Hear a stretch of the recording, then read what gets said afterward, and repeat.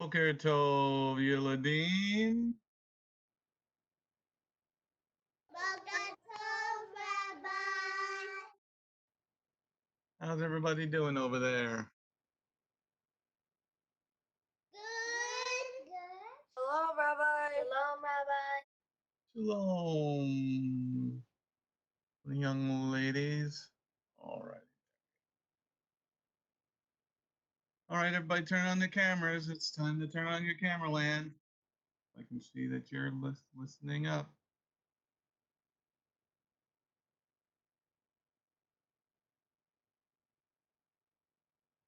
Okay, to start us off this morning, me is going to pray. Then the Manjarisas are going to do the Shema. And Lev's going to do the 10 Commandments. Start us off, ladies. Thank you, Lord, for this day. Thank you for letting us have another life. Thank you for letting us wake up and that we're able to have an education. Please, Lord, I ask you today that you help us to learn something new, and that we could apply anything that we learned today to our lives. That we could teach it to other people and teach it to our children. But right now, Lord, please, I ask you that you open our ears, open our minds, and that you would help us to collect as much information as we can. And that you help us do our work diligently and not get distracted today. In Yeshua's name, amen. Shema Israel, Yehovah Eloheinu, Yehovah Echad, Baruch Shekebon Malkuto Leolam Vayen. Hear Israel, the Lord our God is our God. I am the Lord your God who brought you out of the land. Wait, Go. Hebrew or English?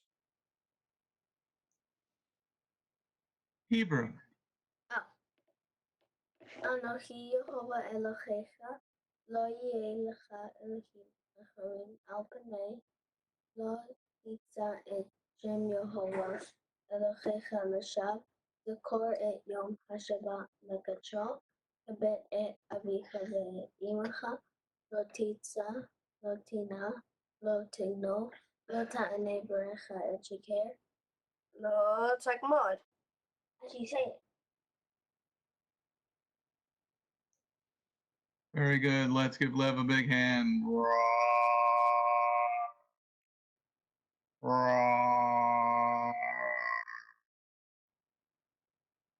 All right, we're moving on in our Parasha. Now, yesterday we were talking about getting an inheritance and giving it to your children. So, one of the things that it's really good to know, and something you should do in your own homes, is to make a family tree. Okay? Family tree, just know who's who, and to maybe put their ages, where they were born, have waffles. Okay. The waffles are good. Okay. And to do a family tree. So here we look at the patriarch's family tree. Just move this over here. Okay. So let me get my little marker thing.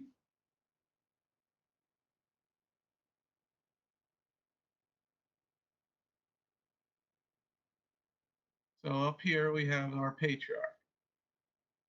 We have Abraham. His name was Avram, and then his name was changed to Abraham by the Lord. And his first wife was Sarai. And then he had a concubine called Hagar, which was a big mistake. Because Hagar had Ishmael. And then Yitzhak. Okay, Sarah had Yitzhak. Hagar had Ishmael. They were brothers. Yitzhak is the son of the promise. He was married to Rebecca, Rivka. And she had twins, Yaakov and Esau. So Esau married someone from the tribe of Ishmael. And now we have the Muslims. Okay. And then Sarah dies. And Abraham gets married again to Keturah.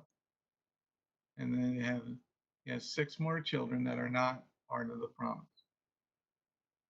Yitzhak was the son of the promise. And then Yaakov became the son of the promise because Esau sold his birthright for a bowl of soup, bowl of lentil stew. It wasn't even French onion soup. It was a bowl of lentil stew with vegetables and things like that. Okay? So Yaakov, rightly, his brother, sold it to his brother. Then Yaakov mistakenly marries Leah first, then Rachel. Then he has 2 concubines, Bilhah and Zilpah. And then they have lots and lots of children. Yaakov has all these kids, but only one girl, which is very interesting. Only one girl had Gad, Asher, Reuven, Shimon, Levi, Yehuda, Issachar, Zebulun, Joseph, Benjamin, Dan, Naphtali. Now let's see. Okay, I can't move it off the screen. Let's see. Who wants to try to name the 12 tribes after closing your eyes? Okay, Yeshua had his hand up first. Now close your eyes. Go ahead, Yeshua. Who is that? That's Shmui? Hadassah. We all do it together. No, you got to do it one at a time. You can do it, Hadassah?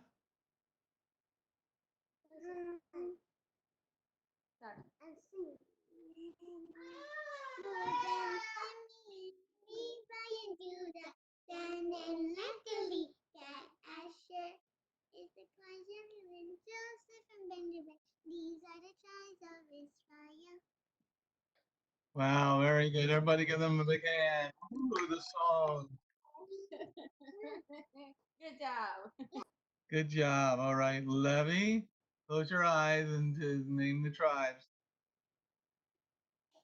Reuben, Simeon, Levi, Judah, Gad, Naphtali. Oh, I'm naming them out of order. Please close your eyes and focus and stop spinning. Reuben, Do the Simeon, song. Reuben, Simeon, Levi, Judah, Dan and Naphtali, Gad, Asher, Issachar, Zebulun, Joseph, and Benjamin. These are the tribes of Israel. Very good. Let's see. Briette, you had your hand up. Briette, let's see if you can do it. Close your eyes and give me the 12 tribes. Reuben, Simeon, Simeon,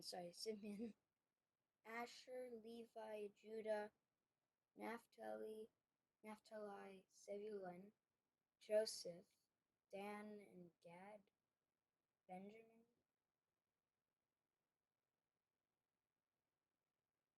Did you forget one? I don't know. Did you forget one? Allie? Yeah. Issachar. Yeah. What, Allie? Forgot Issachar. Issachar. All right. Anybody else? Me? You want to try? Close your eyes. Okay. Reuben, Simeon, Levi, Judah, Dan, Naphtali, Gad, Asher, Issachar, Zebulun, Joseph, and Benjamin. These are the tribes of Israel. You're singing the song in your head. That's all right. It's good to learn. It's good. A lot of things when you put to music, you learn, you remember. Okay? That's why in the synagogue, they will sing the Parasha and they'll sing the Haftorah. Okay, and the prophets, they'll sing the song because it's easy to remember things when you know, A, B, C, D, E, F, G, Aleph, Bet, and Gimel, Aleph, Bet, and Gimel, Dalet, Hey, and Vav. You gonna do it, Shmooey? Gonna sing the Aleph, Bet? Okay, do it. Aleph, Bet, Gimel, Dalet, Hey, Vav, Zayin, He,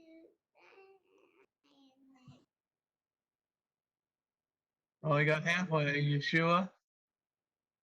Aleph, Bet, Gimel, Dalet, Hey, and Vav, and Zayin, He, and Tet, and Yod, and Tav, Lamed, and Ayin, Hey, and Tzadi, Kuf, and Resh, Shin, and Tav. Yay! Sing it, Mr. Pincus.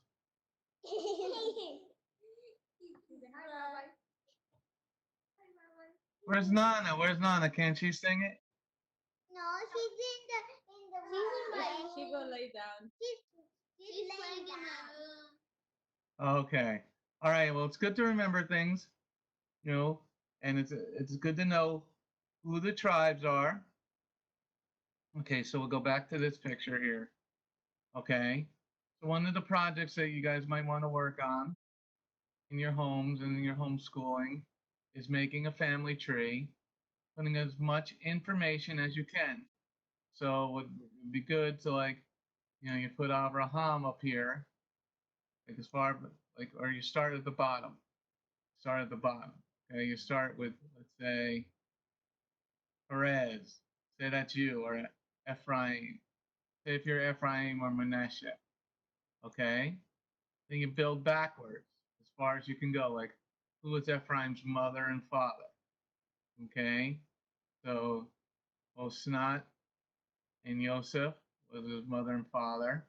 And you can put where on your chart, you know, where they're from, what country they're from, when they were born, when they died, maybe a little bit about what they did, what was their profession, and you know where they went to worship.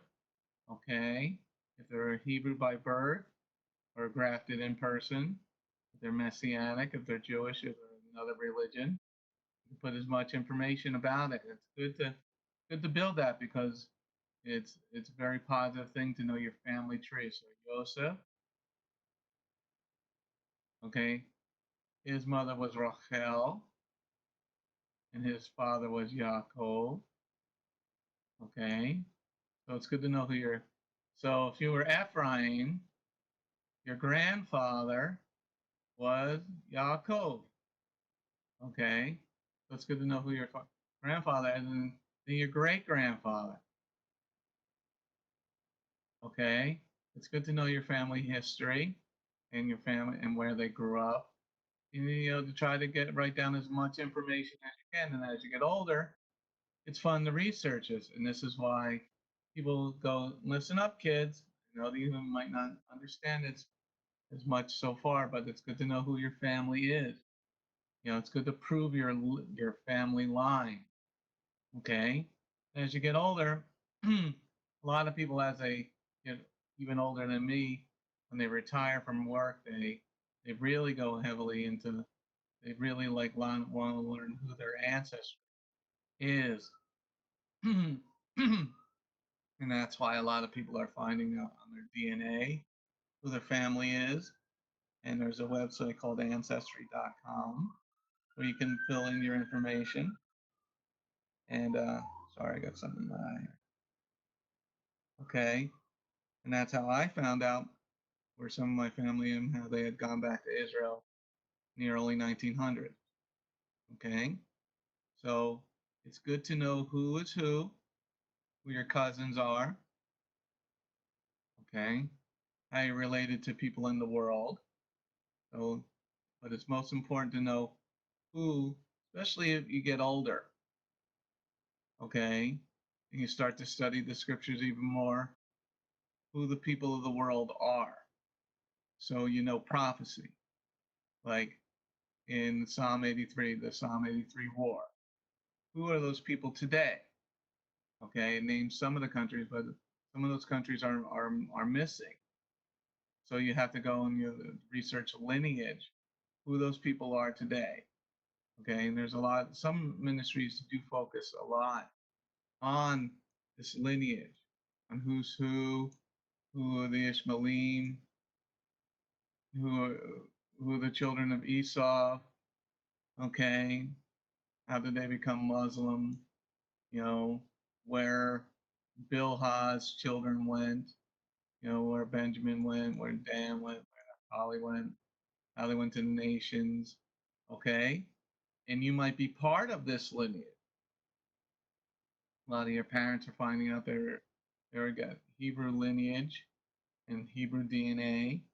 Okay, so to find out as much as you can, maybe you're part of the tribe of Issachar, or maybe you're the tribe of Shimon, or maybe you're the part of the tribe of Yehuda. Okay, it's fun to learn these things, and it's fun to explore these things. But put in as much information as you can, like, you know, what's your dad do for a living? Okay, what did your grandfather do for a living? Where did they grow up?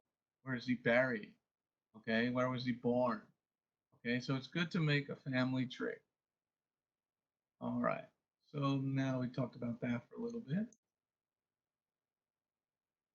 Let's go now. Now here, we're going to have some prophecy. Moshe's going to prophesy over the tribes. We're going to look at that a little bit for the rest of the week. Okay. Let's see. Yeshua, read verse 6.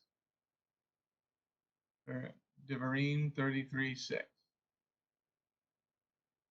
Let Reuben leave and live and not die out, even through his numbers grow few. All right, very good job. Now, what number son is Reuben? What number son is Reuben or Reuben? Lev? 1. Are you sure? Are you sure? Lev? He's the firstborn. All right, let's see. Hey, you are correct. Reuben. Boink. Okay, now let's see what the prophecy that Moshe is speaking over Reuben. Okay? Let Reuben live and not die out. What do you think it means to live, Marley? Marley, who's falling asleep.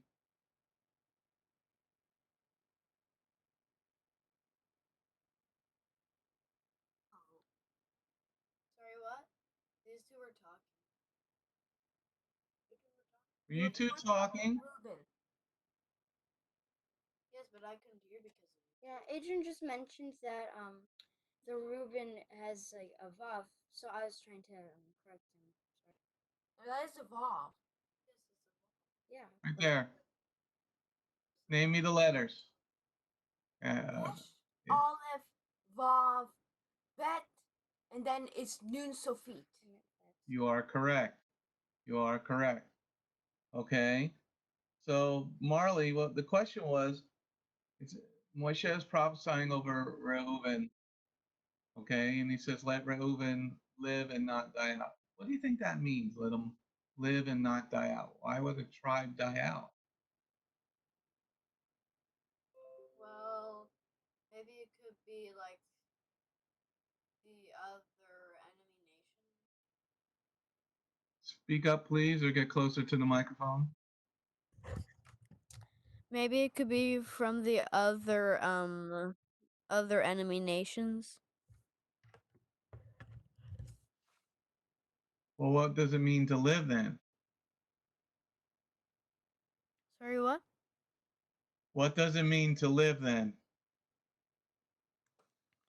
To live is like your heart is pumping. You can think, basically. You can move, talk. Does that really mean what it means to live? Do you think that's what Moshe is saying? Well, I think he means by that Reuben live is not um not die, basically. Says there and not die. Okay, Allie Mae, what do you think? What do you think this means, Allie Mae? Let Reuben live and not die out, even though his numbers grow few. I think what that means would be like, is like, I guess, like his people don't die out. Like, I guess God wants or Moshe wants his people to live and grow in more numbers. Could you please say that all again? Your computer was glitching. It's now back properly. I think what Moshe wants, um, is that he wants his the people of Reuben to live and not die out, like all the people, like where it says even though his numbers grow few, he wants them to grow more in numbers. That's what I think. Okay, that was a good fishing expedition. Mia's got her hand up. Mia. What this blessing means here is that yes, the child Reuben will still be alive. Like there will be people with Reuben's bloodline that as they keep reproducing, there will be more people with the Reuben line. But because of the sin that there's his blessing here, but even though his numbers grow few, why God adds this in is because of what Reuben did. What of Reuben's sin.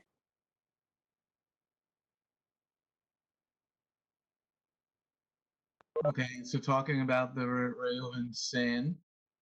Okay, that he may live and not die. Okay, let's see. Adrian. Adrian, what do you think?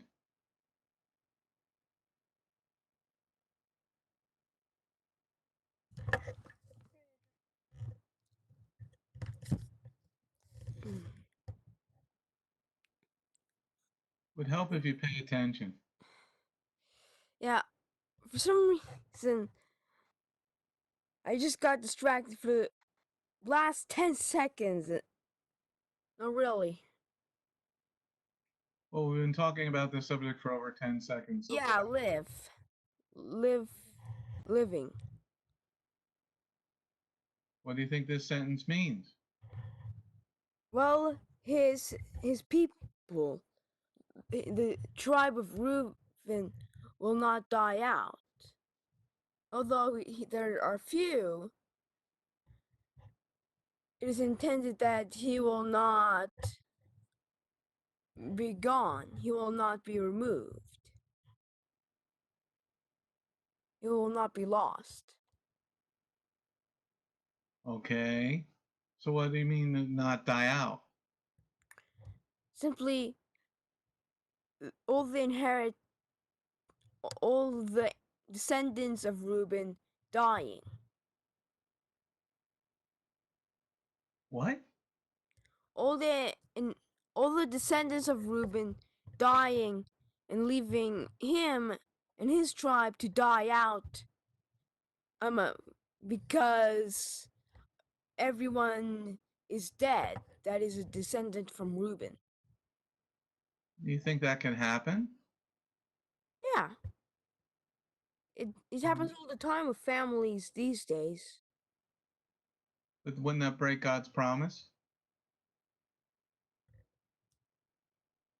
Well, and that is also why he did not die out.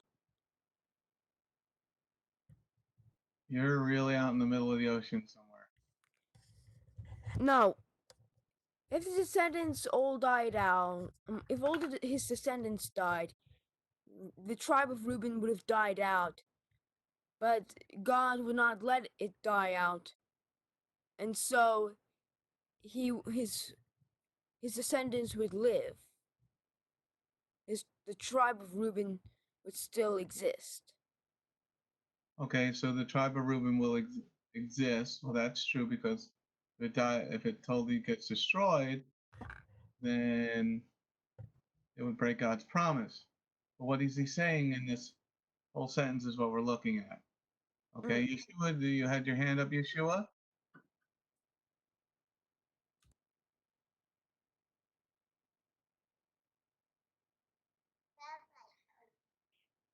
Gotta speak up.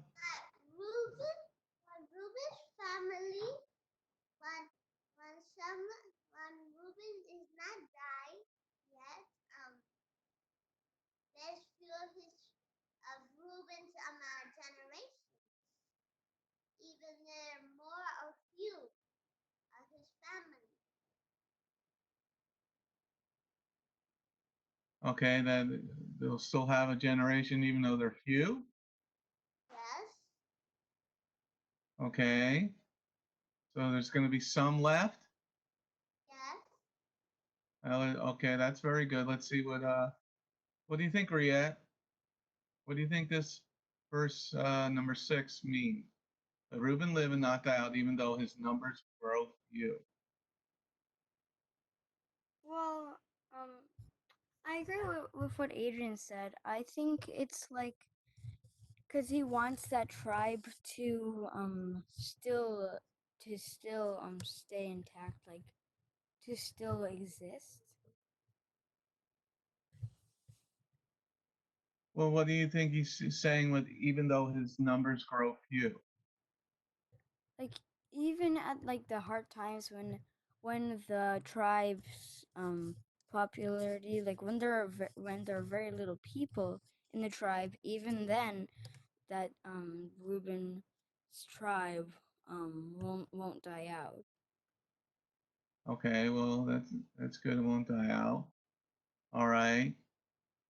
Lev, what do you think? Lev, you haven't spoken this morning.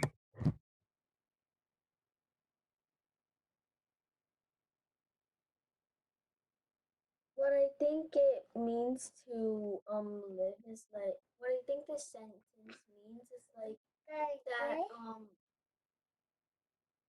you know how God wipes out a few nations in I think Numbers, or I think it's When Israel Leviticus. when Israel went to battle. Yeah, when Israel went to battle, he wipes out a few nations. So this won't happen to Reuben because God made a promise that he said that Reuben would live and not die out, even though his numbers grow few. So what I think even though his numbers grow few means is like that there are like people that like are having children, but now people in the world today are refusing to have children. Okay, so people in the world today are refusing to have children. Well, that's a little bit different than what Moshe's saying here. Let's see, Victoria. Victoria, that was pretty good, Lev. Victoria, what do you think this sentence means? I think it means that like he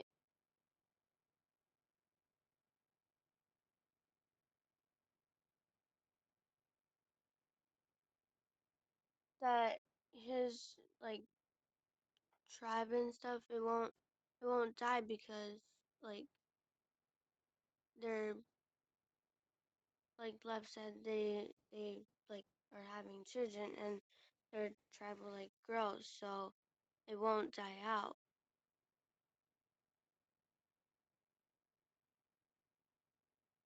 Okay. Well, it won't die out. All right. That was our fishing expedition. Mia, you got your hand up, Mia. Yes, we all get it. That live and that letting Raven live. Yeah, people have a children and all that stuff, and the children grow up and have children too. And what it means live and not die out is that someday some people, some nation comes to attack the tribe of Reuven's land, and to attack the people who are of the line of Reuven, and say, God forbid, God hands the tribe of Reuven over to the enemy nation, and the enemy nation kills all the people of Reuven. That's what it means when they die out, because the whole tribe of Reuven, all the people that Reuven's line is wiped out. Pretty much, you could say that the Reuven people would go extinct. But this wouldn't happen, because this is God's blessing here, and it still stands until today. So living and not die out means that Reuven will still be there, even though his numbers will be little. Even though the tribe of Reuven will have a little bit of people, there will still be Reuven's descendants, just like God's people. Okay. All right, everybody you're in the neighborhood. Who can show me the curse in verse 6? Who can tell me the curse that we see in verse 6?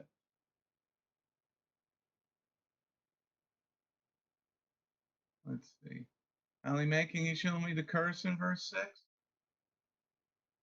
I think the curse would be like their numbers were growing few, Why do you say that?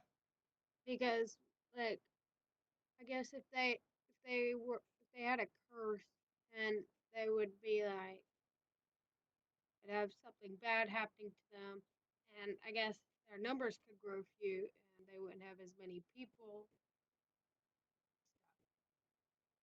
Okay, very good, Allie Mae. Marley, can you tell me what the curse is? I agree. I think it's about his numbers grow few. Same. His numbers grow few. You agree, Adrian? Yes. Why? Well, that's probably the only negative thing there. Okay, it's a negative thing there. Okay, yeah. Mia? Mia's got her hand up. Well, I find that the curse is the let, even though his numbers will grow few. Because yeah, there will be some points where Reuven will not be such a big nation as they were, like, say, 5 years ago. That at some points they will be little, sometimes they'll become a big nation. They will not always stay a gigantic nation. Were they ever really of that big of a tribe? Not they weren't really such a huge tribe. But he's cursing them here. Okay, you guys are right. Allie Mae was right. Even though his numbers grow few. Okay, because you're supposed to grow in number. Okay, so we go back to here. Go back to our chart.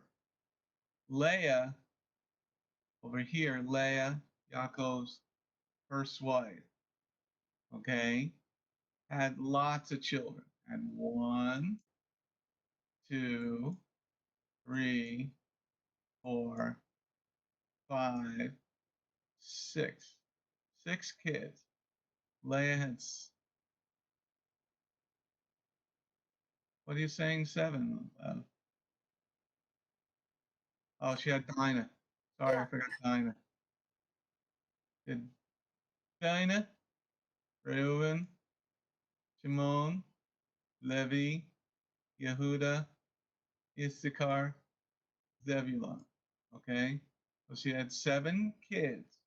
That's a blessing. The more children you give to your husband, okay, the more blessed you are. Okay, and she says it in naming her children, how blessed she would be. Okay, and the love that her husband showed her.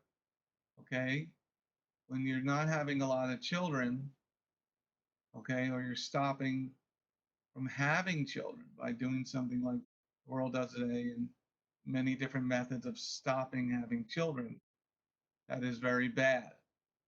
So here, go back to the prophecy that Moshe said. Now in Devarim 28, it speaks about being blessed. You know, if you're blessed by Jehovah, you're going to have lots of kids, you're going to have lots of food, you're going to be prosperous. So here,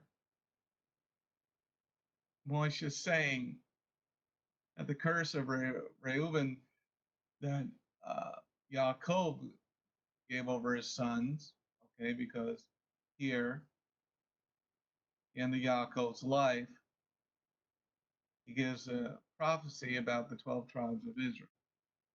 So he prophesies about Reuben, okay, Ali's chewing. So Mia, read Bereshit 49, verse 3 and 4. Reuben, you are my firstborn, my strength, the first fruits of my manhood. Though superior in vigor and power, you are unstable as water. So your superiority will end, because you climbed into your father's bed and defiled it. He climbed onto my concubine's couch. Okay, now let's look at this word, unstable. UNSTABLE. Unstable. Well, Lev, can you tell me what unstable means? What I think unstable means is not still, because unstable means like moving around all the time, like how water is moving around all the time. Okay, water's moving around all the time. What do you mean water's moving around all the time? It doesn't stay fixed in one spot like how let's say a frozen river does. It just stays in one place. But an unfrozen river, it has Flows. like a bunch of like waves there. Okay, that was good, Lev. Riet, what does the word unstable mean, Riet? Unstable is like not steady. The opposite of steady, like unsteady, not still, um not stable, like not going the right path, like sort of squaggling, going one path and the other path, like So why does he say you're as unstable as water? When somebody says you're unstable as water, what do you think that means, Riet? well, water is unstable. If you were to pour a bucket on the ground, then it would flow down. It wouldn't stay the shape that it was in the bucket. Because it takes the form of anything. It could like be put in like a like a glass, and then it would take the form of a glass. Like it's unstable. Okay, you're pretty close. You're pretty close. Yeshua, what do you think it means? It's unstable as water. Vicky, you're next. The water is moving around. It's not like still. It's not. What if you put it in the freezer? It's frozen, but when but it melts too. If you heat it too much in the sun, if you're eating a ice cream, let's say, and you're eating it in a hot weather, and it melts, ice cream could melt too. What if it stays in the freezer? Does it melt? No, because it's cold. And the freezer is cold. Okay, that's pretty good, Yeshua. That's pretty good. Victoria, what does it mean to be as unstable as water? I think that means like maybe someone is. Wait, are you asking the word unstable or? Well, yeah, well, let's look at the unstable and then the phrase unstable as water. Okay, so unstable is just something that keeps moving and it's not like still, like maybe like a statue. So maybe there's like a table that you have, and wherever you lean on, it's gonna move towards where you lean on. So that's like unstable because it keeps moving. Okay, so what does unstable as water mean?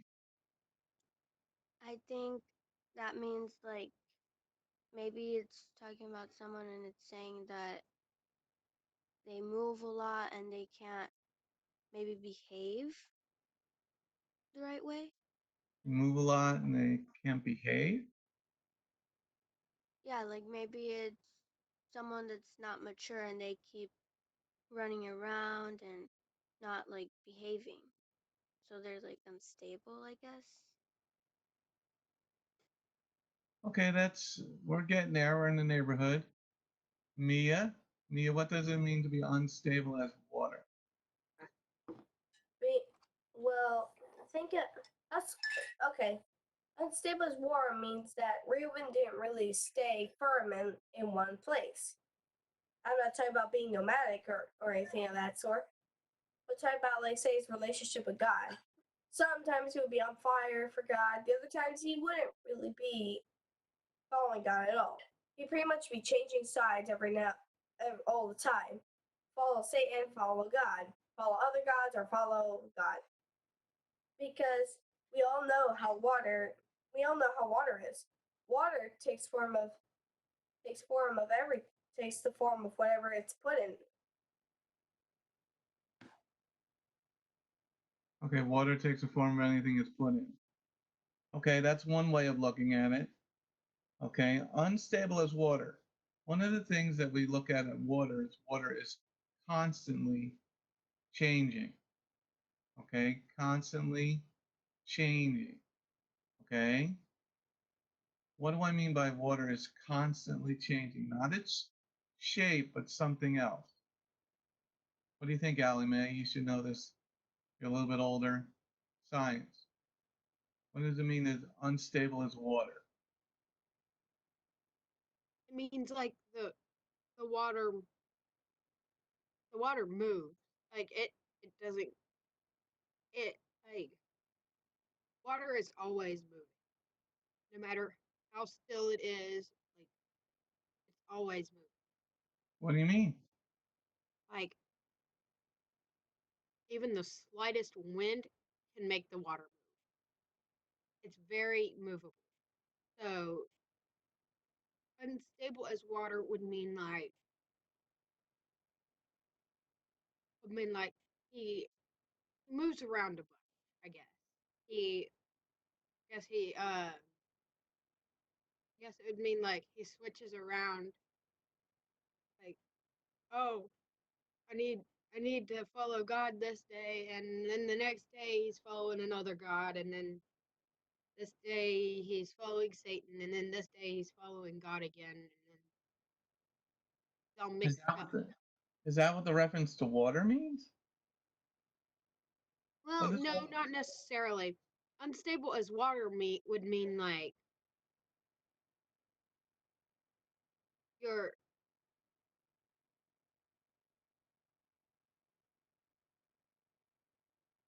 I know Think what it about it. means. It's just hard to explain. Think about it scientifically.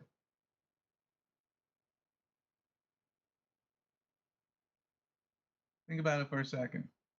Let's see what Lev has to say.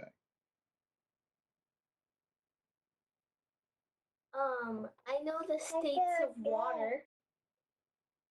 The first state of water is a solid. The second is liquid. The third is gas. Explain that. A liquid,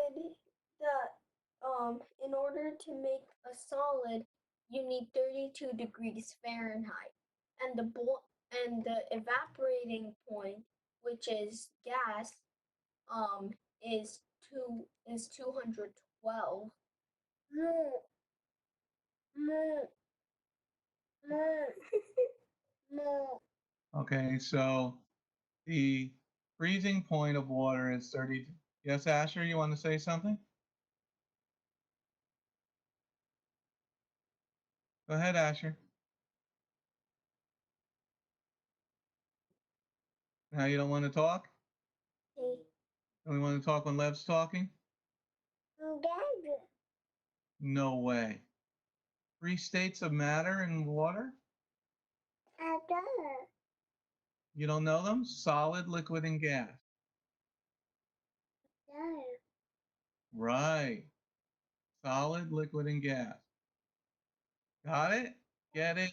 Good. Okay. So now, Allie, we've now discovered that water has 3 states of matter. Now, look at verse 4. The superior and bigger in power yours unsettled. What do you think Yaakov meant by that? I think what so area in power. Let's focus on the unstable as water. Okay. What is water constantly doing? It's constantly moving around and changing. Well, it's not constantly moving around if it's a solid. Well, yeah, it's constantly changing though, because like it could be a solid 1 minute, like here in North Carolina, it could get very, very cold and then very hot here. Like 1 minute, this morning it was in the teens. It was like maybe 13 Fahrenheit, and then later on this afternoon, it's probably gonna be around the 30s. So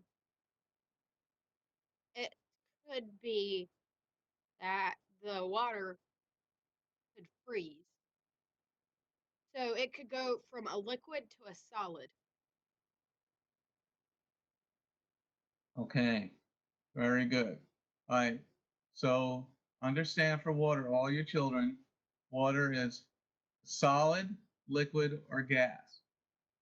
It's always changing. It never stays the same. Even as an ice cube, as soon as it gets above 32 degrees, the ice cube begins to change back into a liquid. Okay, it's no longer a solid. Okay, it gets real hot out. You put water out on the street, like it rains in the summertime, and then all of a sudden, rain stops and the sun comes out, and you see that, right? You see the water changing into a gas, evaporating. Okay, so here Reuben still has the curse. Moshe is still saying in Devarim 33:6, let Reuben live and not die out, meaning his tribe is not going to die out, even though his numbers grow few. So he still has the curse on Reuben. Okay, his numbers are going to grow few. That means he's going to still be cursed. Okay, because of what his ancestors did. Okay, so here when somebody says you don't have generational curses, you just need to show them these 2 verses or these 3 verses. You need to show them Bereshit 49:3 and 4, where Reuben gets cursed by his father. And then Moshe is still saying he's still going to carry the curse. He's not going to die out, but he's also not going to get large. Okay, and when you have a large tribe, that means you're prosperous. You're going to need a lot of food, feed that tribe. Okay, so let's look at What else? Verse 4, verse sheet 49:4. So superior in vigor. What is vigor? Victoria, what is vigor? Vigor. What is vigor? I think that's like um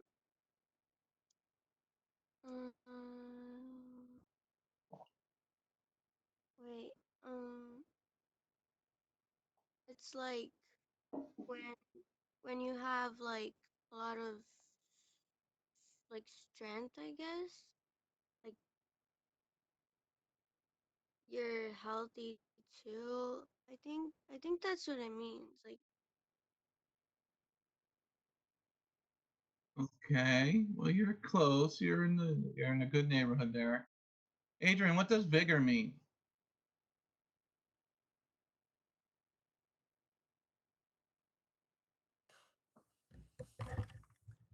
Vigor, it's your enthusiasm, your tenacity.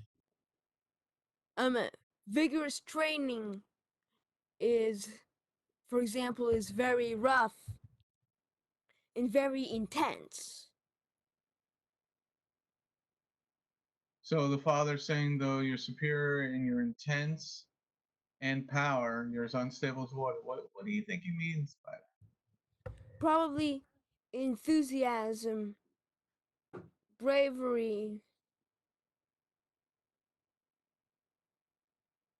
and maybe I'm really not sure how to explain it, though I know it's very similar to power. You're right with the vigor. Vigorous training, hard training, exuberance. What's wrong with these? What's wrong with the order of these three words? Ready, shoot, aim. Ready, shoot, aim. That does not sound right. Ready, aim, shoot. Sounds more You right. want to have ready, aim, shoot instead of ready, shoot, aim. Well, you wouldn't be able to fire effectively. What do you mean? Well, if you miss a step, it's like I pull out a gun, boom, I completely miss my target, and then I aim. And then aim, boom, you hit your target. Okay. So then what does this mean? So superior in vigor and power, you're as unstable as water.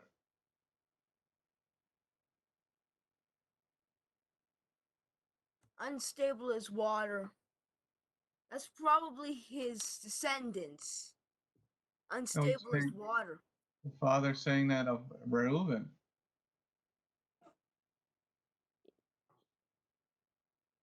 Allie, you okay? You did the face palm.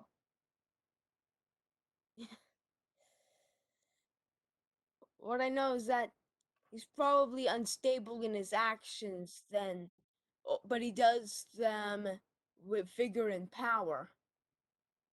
Yeah, the father says you're superior in vigor and power, but Yeah, you're as unstable as water. yeah. What do you He's think, Ria? You give me a unstable in funny his look. ways. I assume. Double-minded man, like James Okay. said. A double-minded man like Yaakov, James said. Very good. What do you think, Marley, Miss Double Thumbs Up? What do you think? What do you think this means? Sorry, what? What Of does vigor. it mean? So superior in vigor and power. You're as unstable as water, Marley. Like Adrian said, and like you said, Rabbi, unstable, double-minded. I mean, So what does it mean that you're superior in vigor and power? well, like Adrian said, vigor is rough. I'd say rough.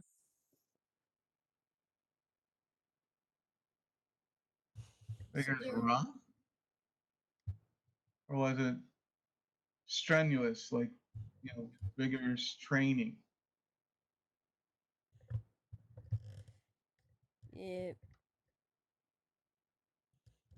Superior I know is like higher than the rest, higher level, Mm-hmm. more victorious, I'd say. Okay, let's go last one, Allie Mae. Allie Mae, what do you think this means? This Allie Mae, what's your mid-stretch? I think this means like whenever you, because bigger means like it's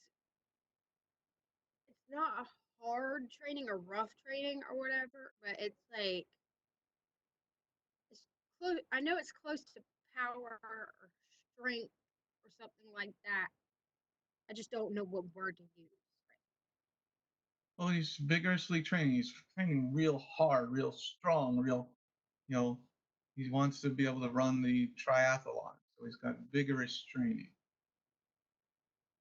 very rough training, very hard training. Um, What's wrong with ready, shoot, aim? if you were to shoot before you aim, you wouldn't be able to hit the target. Okay. So why am I using that reference with your superior in vigor and power? You're as unstable as water, Allie Mae. Because if you shot before you aimed, then you'd be unstable as water because you wouldn't be able to hit the target. All right, everybody. Good job today. Okay. The last part of this to truly understand is you're superior in vigor and power, but you're as unstable as water. I mean, you do everything really strong, but you're completely wrong. you know, you did you had a lot of strength in your argument, a lot of power in your argument, but you're 100% wrong. Okay. So this is what Reuben was. He's superior in training. He can shoot a gun. He took that gun out really quick and he shot before he aimed. Okay? Because he was unstable as water. Okay? So you want to think before you act. You want to think before you act. And see this type of behavior does go onto your descendants because at the top, the last time we're going to read it, they will Reuben live and not die out, even though his numbers grow few. That means he's still following, he's still got some of the characteristics, and he hasn't changed. He's superior in vigor and power, but he's unstable as water. So that means these numbers are going to grow few. Not going to die out. God has a promise. But you know what? You're messing up because you're ready, shoot, aim instead of ready, aim, fire. All right. Let me get you all on my screen. Let me get you over here on my screen. I can see everybody on my screen. One quick second, everybody. Let's see here.